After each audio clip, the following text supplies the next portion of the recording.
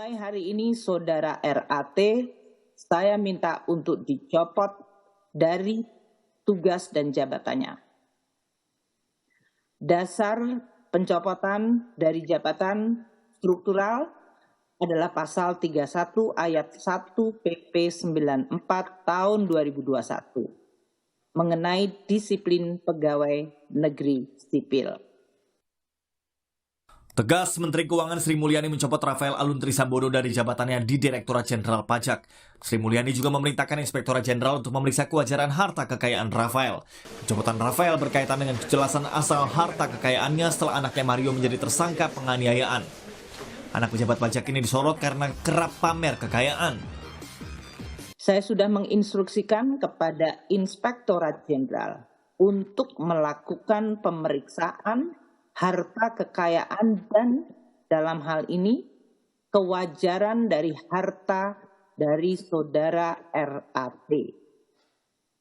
Pada tanggal 23 Februari yang lalu, Inspektorat Jenderal telah melakukan pemeriksaan kepada yang bersangkutan.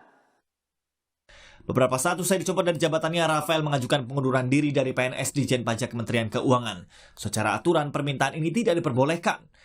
Sesuai Peraturan Badan Kepegawaian Negara Nomor 3 Tahun 2020 tertulis, permintaan PNS berhenti ditolak apabila dalam pemeriksaan pejabat yang berwenang memeriksa karena diduga melakukan pelanggaran disiplin PNS.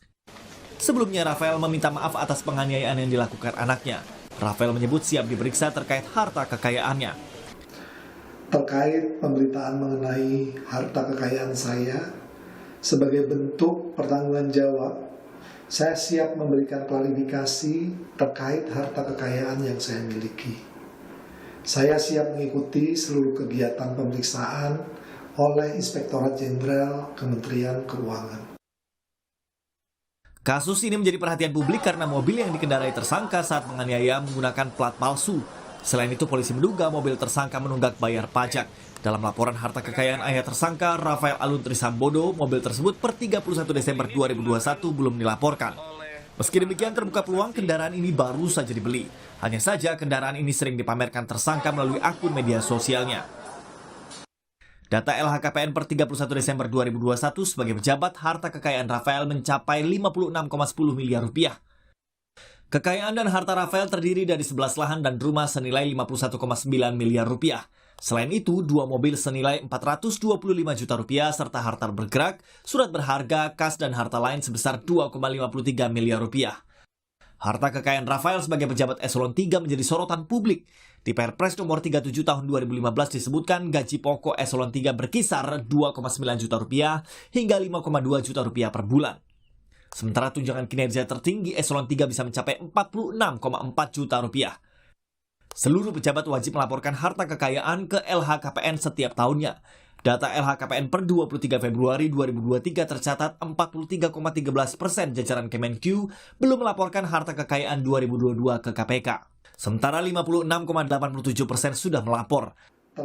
Kepala Bagian Pemberitaan KPK Ali Fikri menjelaskan KPK akan segera melakukan pemanggilan terhadap ayah Mario dan Satrio, Rafael Aluntri Sambodo dalam waktu dekat.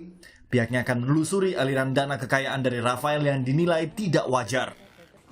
Tentu KPK segera akan melakukan pemanggilan klarifikasi ya pada yang bersangkutan untuk nanti hadir di KPK, kemudian akan dilakukan klarifikasi terkait dengan faktual tentunya ya harta yang dimilikinya sebagaimana di dalam LHKPN tersebut. Pusat Pelaporan dan Analisis Transaksi Keuangan PPATK menemukan transaksi mencurigakan yang diduga dilakukan Rafael Aluntri Sambodo. Melalui percakapan lewat WhatsApp dengan Kompas TV, Kepala PPATK Ivan Yustiavandana menyebut, ini kasus lama yang kami serahkan ke penyidik Kejaksaan dan KPK. Juga izin Kemenq RI sejak 2012. Sekarang sudah 2023, RAT tampaknya masih bekerja baik. Ya, transaksi signifikan tidak sesuai profil yang bersangkutan dan menggunakan pihak-pihak yang patut diduga sebagai nomine atau perantaranya. Sementara itu, korban penganiayaan anak pejabat Ditjen Pajak saat ini masih dirawat di rumah sakit. Menteri Agama yang juga Ketua Umum GP Ansor Yakut Khalil Qomas sempat menjenguk korban. Setelah mendapatkan perawatan di Rumah Sakit Permata Hijau, korban kini dirawat di ruang ICU Rumah Sakit Mayapada, Jakarta. Korban merupakan anak dari pengurus GP Ansor DKI Jakarta. Tim Liputan Kompas TV. Saudara Menteri Keuangan Sri Mulyani menyatakan kecewa dengan bawahannya yang melakukan aksi pamer harta melalui komunitas motor gede di Direktorat Jenderal Pajak. Menteri Keuangan juga memerintahkan kepada para pejabat di Direktorat Pajak untuk menginformasikan kepada publik sumber kekayaan mereka. Semua ini dilakukan setelah ramai kasus penganiayaan yang menyeret Mario Dandi, anak mantan pejabat pajak dengan harta 56 miliar rupiah di LHKPN-nya. Bagaimana dengan transparansi kekayaan para pejabat pajak selama ini? Pagi ini kita akan bahas dengan sejumlah narasumber. Di antaranya, kami mengundang dan hadir secara daring Saud Situmorang, Wakil Ketua KPK periode 2015-2019, Koordinator Masyarakat Anti Korupsi atau MAKI, Boyamin Saiman, serta mantan atau Kepala PPATK periode 2002-2011, Yunus Hussein. Pak Yunus, Mas Boyamin, Bang Saud, selamat pagi. Salam sehat untuk Anda semua. Selamat pagi. Semoga Ya. sehat-sehat. Harian Kompas hari ini menurunkan juga tajuk rencananya. Beberapa hari belakangan ini Kompas juga mengatakan bahwa ini mencemaskan. Dalam satu kasus kita melihat berbagai pelanggaran. Utamanya adalah yang juga menyorot, kita mengutamakannya karena sekarang pajak sedang dipungut sedemikian rupa untuk pemasukan negara, tapi pejabat pajaknya menuai ketidakpercayaan di tengah masyarakat. Di media sosial nyinyir banget sudah mengenai para petugas pajak di negara ini. Nah, Pak Yunus, ini LHKPN menurut Pak Ivan, Ketua PPATK, Kepala PPATK sekarang ini 2012. Sebenarnya LHKPN ini dan data juga ternyata banyak yang belum melaporkan para pejabat negara ini. Banyak ya yang mencurigakan, bahkan di zaman Bapak menjadi Kepala PPATK sedemikian rupa dan diserahkan kemana dan mengapa kemudian kalau melihat kasus ini menurut Pak Yunus terhambatnya di mana? Sehingga dari 2012 baru ketahuan ke publik setelah ada kasus penganiayaan dulu. Pak Yunus. Baik, makasih.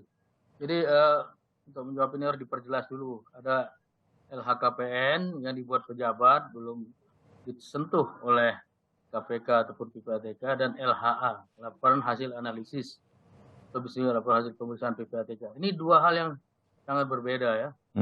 Kalau LHA itu dibuat berdasarkan laporan-laporan transaksi keuangan dari penyedia jasa keuangan, penyedia barang dan jasa, mereka yang mengidentifikasi transaksi mencurigakan itu melaporkan ke PPATK. Lalu PPATK memperdalam, menganalisis ya, dengan berbagai data, termasuk data LHKPN juga dipakai dalam rangka mendalami LHA itu. Jadi LHA itu bukan barang mentah. Nah, yang saya anggap kenapa tidak begitu jalan, saya duga ada mispersepsi di KPK bahwa LHA itu sama dengan pengaduan masyarakat, DUMAS, masih dianggap mentah. Jika harus diklarifikasi lalu padahal kalau menurut saya ini udah penyelidikan pendahuluan, seharusnya KPK sebagai penyidik ya, itu langsung melakukan penyelidikan. PPATK kan seperti gelandang dalam permainan bola, midfielder kasih umpan ke penyidik termasuk KPK. Kalau udah dapat umpan ini udah diolah demikian rupa oleh para ahli ya, analis di PPATK, harusnya dilakukan dalam penyelidikan. Bukan dianggap sebagai pengaduan masyarakat lagi, bukan. LHA ini harus ditindaklanjuti dengan penyelidikan. Saya yakin waktu Anda menjadi Kepala PPATK ini sudah didiskusikan dengan KPK. Apa menurut Pak Yunus kendalanya di KPK? Saya pernah jumpa dengan teman-teman dari pengaduan masyarakat, untuk presentasi di sana juga. Mereka justru menganggap LHA itu sebagai pengaduan masyarakat. Kalau menurut saya itu keliru besar. Karena ini sudah barang olahan, barang jadi dibuat oleh analis berdasarkan berbagai macam informasi. Transaksinya sudah mencurigakan dan kemudian dilaporkan. Pointersnya itu udah jelas sebetulnya. Begitu ya Pak Yunus ya? Yang melaporkan itu penyedia jasa keuangan dalam kasus ini. PPATK mendalami, mengolah, kemudian memberi nilai tambah. Setelah ada indikasi dugaan terjadi pidana, baru kita teruskan kepada penyidik gitu. Jadi barangnya udah boleh dibilang penyelidikan pendahuluan sudah setengah matang lah paling tidak. Jadi nggak perlu dianggap lagi pengaduan masyarakat. Akan dilakukan penyelidikan. Ya, nanti kita sambung ya Pak Yunus. Pak Saud, mengapa tuh KPK sampai kemudian ini udah setengah jadi sebetulnya? Saya menganggap berarti ada indikasi korupsi yang sudah sangat jelas begitu. Tetap kemudian agak lambat di prosesnya, Pak Saud. Kenapa? Di KPK? Ya, saya beberapa kali berkunjung ya ketika PPATK berdiri dan ketemu beberapa anak-anak pintar di sana ya. Ya. Mereka menggunakan banyak teori-teori, ada peralatan, ada sejumlah aplikasi-aplikasi yang memungkinkan sehingga mereka mengeluarkan laporan hasil analisisnya. Yang menurut saya setuju dengan Pak Yunus tadi, itu udah barang matang sebenarnya itu. Nggak ada alasan lagi masuk laci itu barang. Hanya kan waktu itu PPATK setelah era Pak Yunus pernah beberapa kali datang juga mempertanyakan apa yang dilakukan KPK ketika itu. Saya pribadi menganggap saya orang yang paling sebel gitu ya kalau kelihatan reaksinya lambat itu ya. Iya. Kalau umpamanya beberapa kali direktur gratifikasinya bahkan dan direktur LHKPN saya panggil untuk kemudian mendalami setiap laporan harta kekayaan itu. Jangan didiemin terus masuk laci. Enggak. Datangi rumahnya, kalau dia nggak bisa bertanggungjawabkan, kenakan TPPU langsung. Itu jelas kok itu. Ketika seseorang punya harta penyelenggara negara nggak bisa dijelaskan dari mana asalnya, itu TPPU sudah. Itu hasilnya LHKPN. Jadi Mas Bayu, ini persoalannya kolektif kolegial di KPK ini kan tidak ditentukan oleh satu orang. Ketika kita harus memutuskan bagaimana naik ke proses berikutnya gitu ya. Tuh saya yakin banyak sekali tuh model-model yang sama itu. Karena waktu saya di sana juga tuh banyak itu pejabat-pejabat yang di lingkungan tertentu yang kemudian itu sangat lambat ditanganinya. Pada bagian lain kalau saya gambar sendiri, biasanya saya gambar sendiri. Iya. Dengan A2 namanya, itu bisa dilihat ini kemana, ini kemana, ini kemana. Itu ketahuan sebenarnya. Siapa gatekeepernya, siapa. Jadi kalau ditanya saya kenapa lambat, di mata saya sih saya nggak mau lambat gitu. Itu aja kira-kira. Oke. Nah, Mas Boyamin, kalau melihat ada situasi seperti ini dan kemudian di tengah masyarakat seperti ini, barang udah jadi, sebetulnya kan berfungsi nih sebetulnya kan, laporan harta kekayaan pejabat negara ini untuk melihat sehingga kemudian nggak harus muncul hal semacam ini, tapi kita membiarkannya cukup lama. Anda punya komentar berkaitan dengan situasi seperti ini? Saya malah membayangkan lebih jauh lagi, misalnya ini Bitcoin gitu. Ini kan yang terungkap kemarin itu kan harta yang nampak karena ada bergerak, tidak bergerak, tidak tabungan. Lah kalau Bitcoin betapa lebih sulitnya lagi. Dan saya tahu persis itu beberapa pejabat tinggi kita itu juga punya Bitcoin. Apakah itu dilaporkan ke LHKPN atau bisa diendus oleh LHA-nya PPATK gitu. Ini kan sesuatu yang kita semakin tertinggal jauh sebenarnya. Sementara kita masih berkutat yang masih konvensional begini gitu. Lah, kalau ini saham nomine yang di Barbados terus kemudian Bitcoin gitu, apa enggak lebih ngeri lagi? Dan bukan saya ngajari ini jelek gitu, tapi memang kenyataannya beberapa orang sudah begitu. Panama Papers itu kan tidak terjangkau, tidak tersentuh karena itu kan dalam pengertian yang memang kalau PPATK kita itu kan dari hasil di Indonesia mungkin di transfer ke luar negeri masih ketahuan, tapi kalau transaksinya di luar negeri semua seperti apa? Dan beberapa pejabat tinggi kita, beberapa saya mengetahui proses-proses seperti itu. Ya, tapi sebelum sampai ke sana ya Mas Boyamin, ya saya terbayang lagi betul bagaimana kalau kemudian ini lebih canggih lagi dan kita belum mampu lagi melacaknya sedemikian rupa. Wong yang terlacak saja nggak ada gerakan, what happen nih Mas Boyamin? Apakah semua tahu sama tahu, semua ngerti sama ngerti, semua melakukan hal yang sama, sehingga kecuali ada kasus, baru deh bergerak, Mas Boyamin? Iya, kita kan terbiasa seperti itu. Dulu misalnya PPATK itu menemukan rekening gendut kepala daerah. Yang terungkap hanya dari Sulawesi Tenggara, itu Nur Alam, yang nilainya hanya 40-an miliar. Padahal saya tahu ada beberapa kepala daerah nilainya itu rekeningnya ada yang sampai mendekati triliun begitu. Dan itu tidak terungkap sampai sekarang. Jadi memang kemudian harus ada seperti pemicu ini. Saya tetap berdoa David supaya cepat sembuh. Apapun pengorbananmu itu menjadikan ini sesuatu orang merasa menjadi terbuka semua.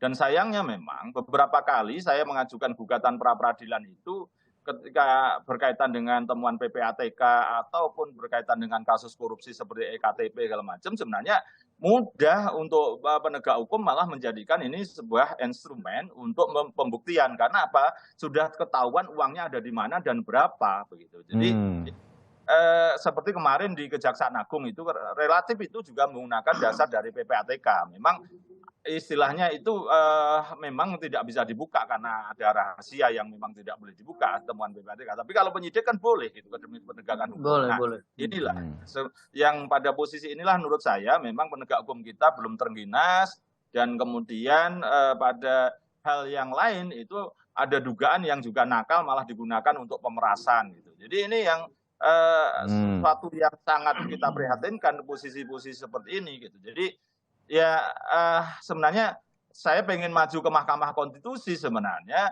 LHA PPATK itu kan memang sudah bahan yang matang, bukan setengah matang aja Pak Yunus. Itu kan sudah di ujung gitu kan. Mestinya ini harus dikatakan sebagai alat bukti dan kemudian penegak hukum yang tidak menindaklanjuti harus ada sanksi gitu. Karena beberapa treatment seperti di LPSK itu penegak hukum yang tidak menangani ada pasal sanksinya. Nah, mestinya nanti PPATK ini penegak hukum yang tidak menangani ada sanksi gitu. Nah, sanksi bisa administratif, bisa sampai level-level yang lebih jauh lagi. Kalau dalam pengertian itu kan bisa kita anggap menghalangi penyidikan, Bayu. Karena tahu suatu alat bukti kejahatan kemudian ditindaklanjuti oleh penegak hukum berarti sampai level menghalangi penyidikan. Itu yang saya berharap betul bisa lebih jauh lagi kita ini, lebih tegas lagi dikit lah gitu. Mengingat datanya begitu banyak yang kemudian belum ditindaklanjuti, belum melaporkan sedemikian rupa juga cukup banyak begitu. Pak Yunus, apa usulan Anda agar ini bisa nggak percuma begitu LHKPN ini kemudian menjadi sebuah aturan bagi pejabat negara ke depannya? Jadi pertama selain katakanlah dibuat transparan ya, misalnya sekarang udah dibuat di website. Kalau menurut saya perlu pakai pendekatan naming and shaming ya, artinya yang disebutkan namanya supaya punya efek malu begitu. Ya asetnya berapa, kalau ada yang nggak benar kan dia malu sendiri ya. Nah pendekatan ini murah sebenarnya karena publik yang akan mengawasi, ada pressure dari luar, itu yang pertama kalau menurut saya. Selama ini kurang begitu dibuat transparan. Kalau kita mau tahu kita harus buka dulu satu persatu, makan waktu lama, nggak semua sempat. Tapi kalau katakanlah dibuat publish gitu, saya kira bagus ya. Yang kedua, memang harus ada follow up dari KPK. KPK mungkin kekurangan tenaga ya, karena terlalu banyak LHKPN yang diterima. Mungkin perlu bantuan teknologi. Kalau perlu, coba ahli-ahli IT membantu buat aplikasi. Bagaimana mengecek laporan-laporan itu online dengan cara-cara online juga, aplikasi juga, sehingga tidak terlalu kewalahan. Dari sana kalau timbul red flag atau indikator warning yang aneh-aneh baru didalami oleh KPK dengan tindakan yang namanya ya mau disebut investigatif interview, kayak mau namanya penyelidikan ataupun namanya enhanced due diligence, silakan. Jadi ada prioritas yang aneh-aneh saja yang muncul dari aplikasi tadi, itulah yang didalami. Karena kalau didalami semuanya 100% kewalahan juga. Harus ada prioritas mana yang harus didalami. Kalau pejabat pajak kalau menurut saya termasuk yang prioritas karena dia high risk ya. High risk dengan kewenangan yang ada itu dia high risk public official ya. Kalau di bank namanya high risk customer yang harus dilakukan enhanced due diligence. Itu kurang lebih 2 usulan itu. Ya, terbayang Pak Yunus. KPK bisa Bang Saud sebetulnya melakukan ini? Kalau tadi sempat disebutkan kekurangan tenaga, ada benarnya juga kah begitu, Bang Saud? Ya bisa jadi itu jadi pembenaran ya, selain tugas-tugas mereka yang lain. Tapi sebenarnya itu tidak bisa diterima, karena itu kan ada prioritas. Terus kemudian kalau dari tahun 2012 sampai 2023 nggak jalan, apa itu situ kesimpulannya? Kekurangan orang gitu kan? Kan jadi nggak saja itu. Jadi maksud saya gini loh, yang esensi adalah sebenarnya ketika mulai LHKPN ini dibuat, yang dimulai saat selesai reformasi tahun 1999 itu kan paling tidak di KPK itu sudah 3 kali peraturan KPK-nya dibuat. Mulai tahun 2002-nya setelah undang-undang di jalan yaitu ya KPKPN diambil alih oleh KPK. Terus kemudian tahun 2016 juga kita ubah lagi aturannya, dibuat lebih fleksibel. Kemudian ada ILHKPN dan seterusnya lebih gampang, lebih cepat gitu ya. Terus kemudian berubah lagi tahun 2020 kemarin ada lagi perubahan mendefinisikan posisi anak itu kayak apa, sehingga kemudian beberapa tempat-tempat kemungkinan dijadikan gatekeeper itu entah anak, entah menantu dan seterusnya itu bisa disasar. Tapi kembali lagi perubahan-perubahan yang 3 kali sudah dilakukan oleh KPK dalam pengertian peraturan KPK yang bisa mensasar LHKPN ini lebih berefek jera, nggak menimbulkan hasil karena memang ya itu tadi kita ini masih mainstreamnya itu selalu ngomong pencegahan. Nggak bisa, ini sekarang udah masalahnya penindakan gitu, pencegahan itu udahlah, itu udah selesai itu gitu. Jadi sekali lagi sebenarnya saatnya kalau katakanlah kekurangan orang, saya paham betul di sana, makanya saya selalu mintakan bila perlu 20.000 pegawai gitu. Kan presidennya pernah janji mau ngasih uang 10 kali lipat anggaran. Bullshit, nggak ada anggaran kan sekarang itu, nggak nambah-nambah orangnya. Gedungnya aja masih segitu-segitu aja kan, gedungnya udah penuh gitu. Jadi maksud saya gambaran besar yang memungkinkan kita untuk serius menangani aset harta kekayaan penyelenggara negara yang berawal dari isu KKN dan itu awal dari reformasi, ya kan? Setelah sekian tahun itu nggak ada apa-apanya ternyata gitu. Jadi kemudian kita mau normatifnya saja. Kalau saya bilang sudah jangan normatif, saya setuju Boyamin tadi, udah itu kenakan aja menghalangi penyidikan. Udah jelas kok, saya pernah baca itu laporan, bukan pernah, sering lah menerima laporan LHA itu bagaimana, itu udah barang matang itu. Udah jelas, nggak butuh, bukan duga-dugaan atau segala macam bahwa si A ini enggak, sudah detail. Bahkan beberapa diantaranya sudah di cross check sama teman-teman di PPATK itu, kalau dia ini apa bisnis lainnya dan seterusnya, ada tambahan-tambahan yang disebut Pak Yunus tadi, ada edit value-nya. Jadi sekali lagi ini persoalannya adalah persoalan penindakan. Oke, LHKPN itu pencegahan, tapi mainstream berpikir kita itu harus penindakan gitu. Jangan ini pencegahan kemudian otak mikirnya itu cuma pencegahan gitu, enggak. Ini pencegahan, berpikirnya penindakan gitu loh. Baik, kita sambung nanti dan perdalam lagi setelah jeda. Tetap bersama kami.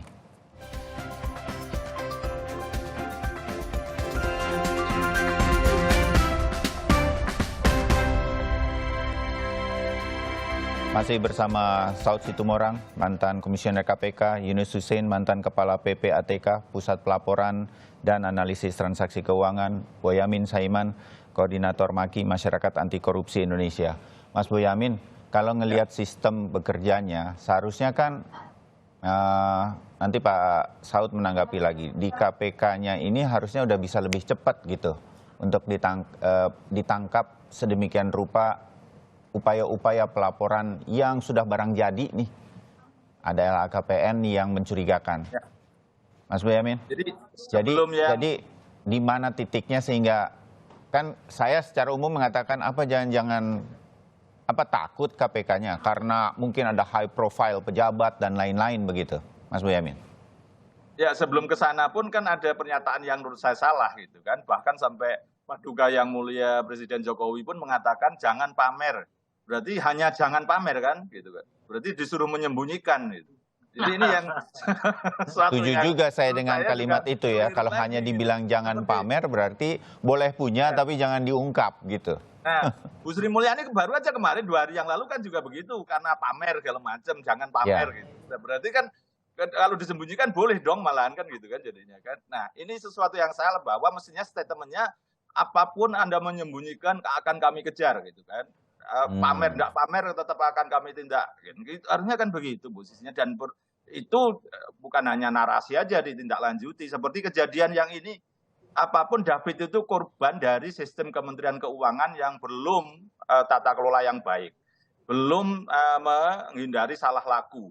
Kalau ini misalnya tidak kaya raya kan anaknya bisa jadi tidak arogan, bisa aja dia sederhana dan tidak memukuli orang kan gitu. Jadi jangan merasa kemudian cukup mengunjungi besok anaknya yang sakit di rumah sakit oleh Bu Menteri, tapi bahwa dia harus flashback bahwa tata kelolanya memang belum baik. Dan saya tunjukkan deh ini. Ada tagihan pajak yang dikatakan seakan-akan ini perusahaannya sudah bubar, 1,7 triliun, ada perintah menyandera 3 orang, komisaris, direktur utama, dan direktur. Yang kemudian disandera itu hanya direktur yang tidak punya saham, dan kemudian buru-buru setelah disandera dibuatkan aturan di Kementerian Keuangan untuk menyita hartanya aja berdasarkan SPT. Nah, SPT ini kan pasti sudah dikurang-kurangi. Hanya 20 miliar yang disandera satu orang direktur yang tidak punya saham tadi, itu kemudian dilepaskan. Terhadap 2 orang yang mempunyai saham, direktur utama dan komisaris, tidak pernah disandera sampai sekarang. Padahal surat yang menandatangani untuk menyetujui disandera Bu Menteri. Mestinya Bu Menteri kan nagih, loh ini yang 2 kok belum disandera. Padahal itu 1,7 triliun loh, itu tagihannya. Saya tahu persis datanya sampai ada yang bocorkan saya. Tidak apa-apa, saya dianggap membuka rahasia pajak juga nggak apa-apa lah. Saya buka di sini. Tapi kemudian itu, terus kemudian juga peraturan tadi yang membolehkan hanya berdasarkan harta yang dimiliki, kewajiban bayar pajaknya, dibuat ketika sedang disandera. Dan itu ditandatangani level saya itu sebelum ke luar negeri 1 hari atau 2 hari sebelumnya. Gitu. Jadi ini sesuatu yang sudah saya laporkan juga kepada KPK, sampai sekarang KPK tidak bisa lanjuti. Sebenarnya kalau mau diproses korupsi bisa saja, karena kemudian pejabat negara tidak melakukan pekerjaannya, itu kan delik omisi kalau mesti, dan kemudian tidak menagih 1,7 triliun tadi. Masa pajak 1,7 kewajiban hanya diselesaikan dengan 20 miliar. Dan sampai sekarang sudah saya laporkan KPK pada saat Angin Prayitno Aji itu rame, juga saya laporkan ke sana karena ada irisannya juga tidak ditindaklanjuti. Dan kemudian saya tagih katanya baru ditelaah, ya telahnya sampai kiamat kali kan gitu.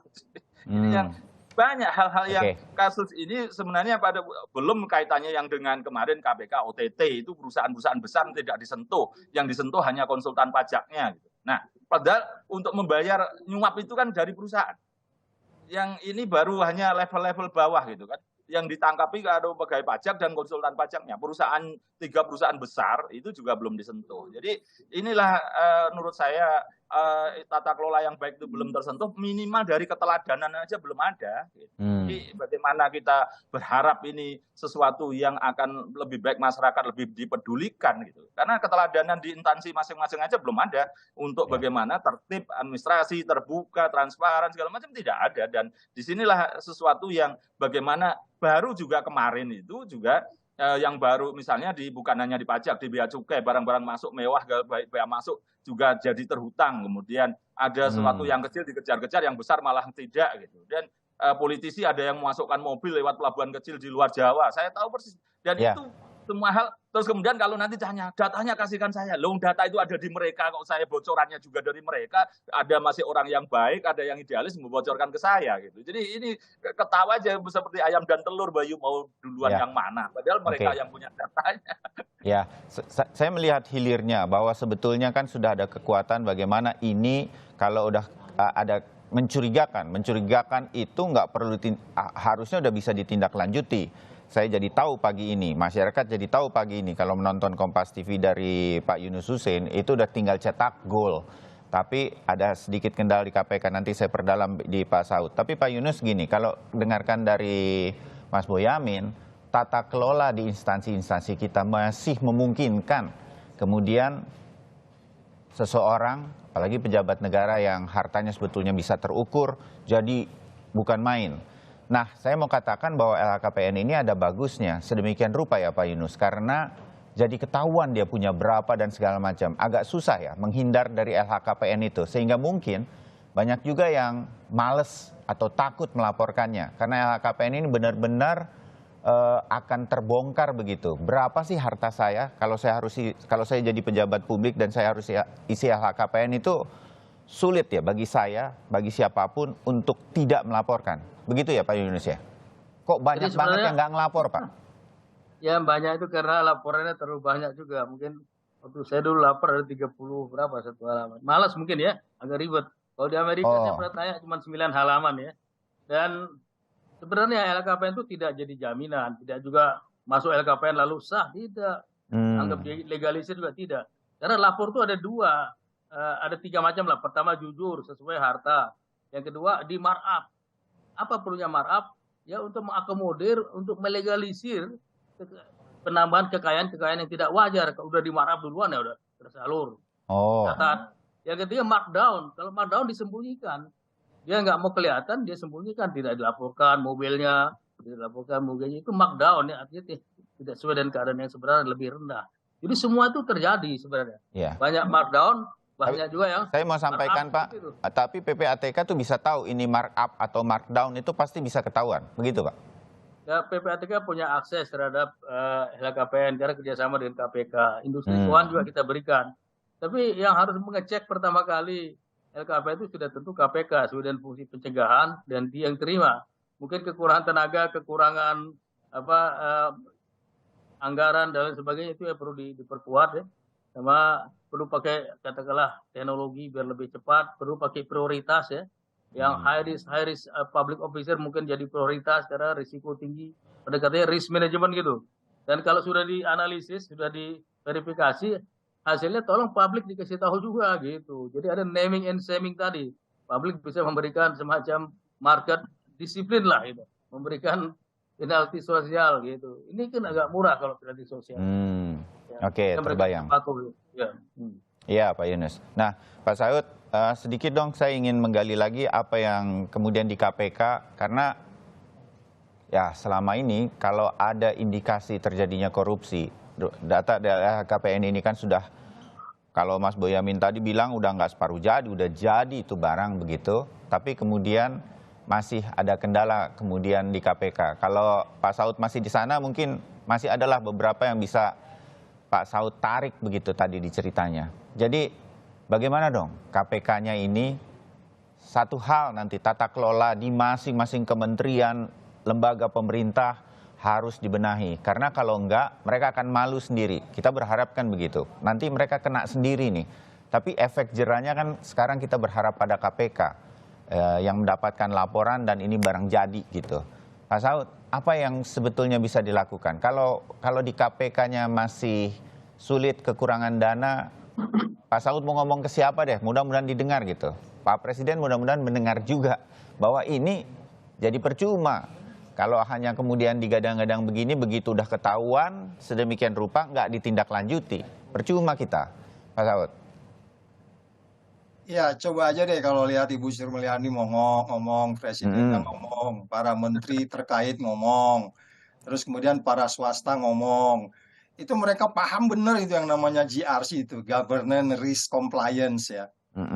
Kepatuhan. Nah, untuk governance dan risiko-risiko ini sudah ada instrumen semua. Bahkan ada yang kalau Pak Yunus paham betul 3 lines of defense gitu ya, bahwa lapis pertama itu pengamanan ini dulu. Lapis pertama itu kalau di kementerian tuh mereka ada unit LKHPN di unit di lembaga itu. Jadi dia mengawasin orang-orang yang di lembaga itu, baru kemudian nanti melaporkan ke KPK. Instrumen-instrumen itu yang saya sebutkan tadi GRC-nya itu semua sudah ada gitu.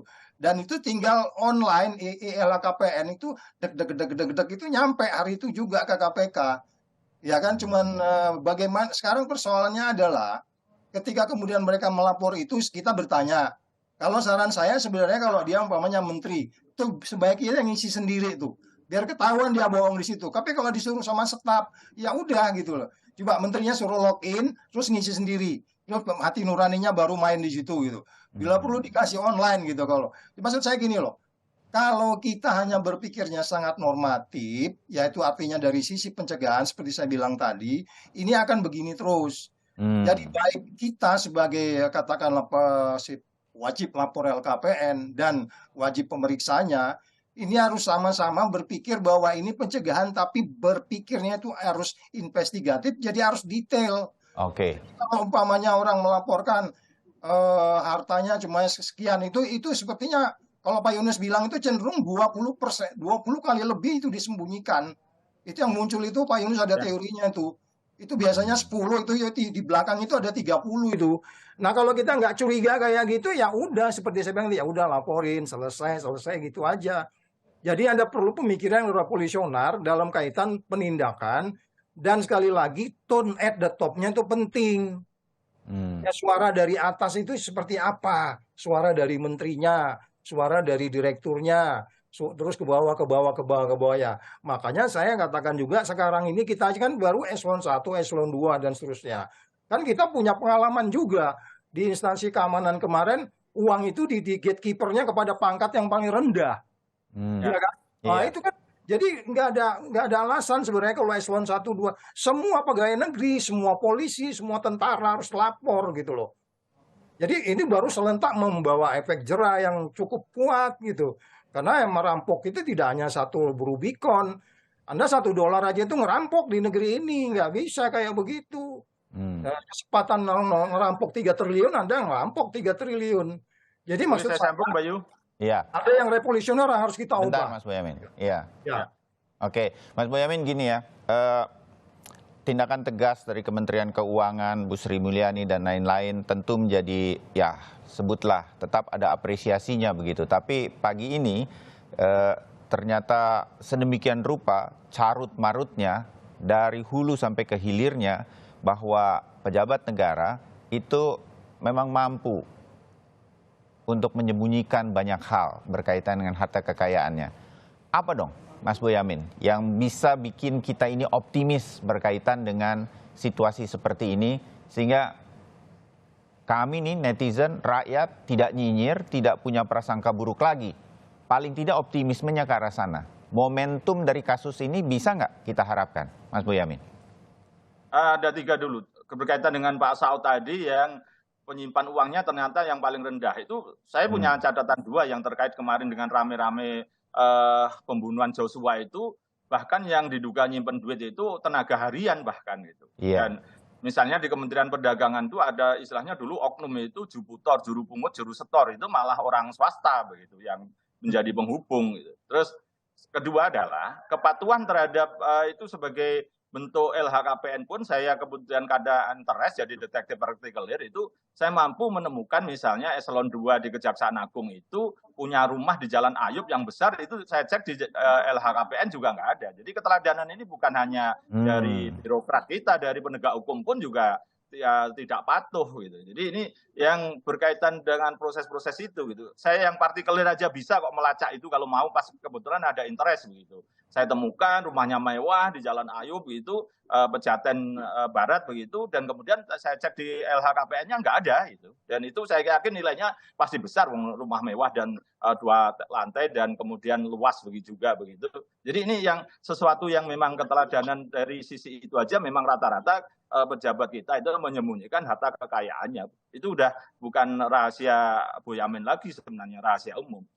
Terus solusinya begitu. Ya. Saya ingin menyampaikan kepada Pak Yunus juga pada Pak Saud itu bahwa upaya KPK atau penegak hukum untuk merampas harta-harta yang seakan-akan diperoleh dengan cara tidak benar tapi tidak ada predikat crime-nya itu sekarang menabrak tembok gitu. Dulu Pak Hasyim Asybi itu kalau tidak salah PK-nya dikabulkan untuk harta yang lain yang 60 miliar. Terus Joko Susilo juga begitu. Harta-harta yang lain itu juga dikembalikan. Terus Tubagus Heriwardana juga dikembalikan yang tidak terkait. Padahal itu besar sekali nilainya. Nah, ini solusinya berarti kan memang kalau memang mau ini di masa-masa yang sudah tinggal 2 tahun ini, Paduka Yang Mulia Presiden Jokowi memaksa DPR dan pemerintah untuk segera mengesahkan 3 undang-undang. Pembatasan uang kartal, terus yang penting lagi adalah tentang perampasan aset, yang ketiga adalah pembuktian terbalik. Itu undang-undang pembuktian terbalik semua sudah ada di pemerintah, tinggal mengegulkan di DPR.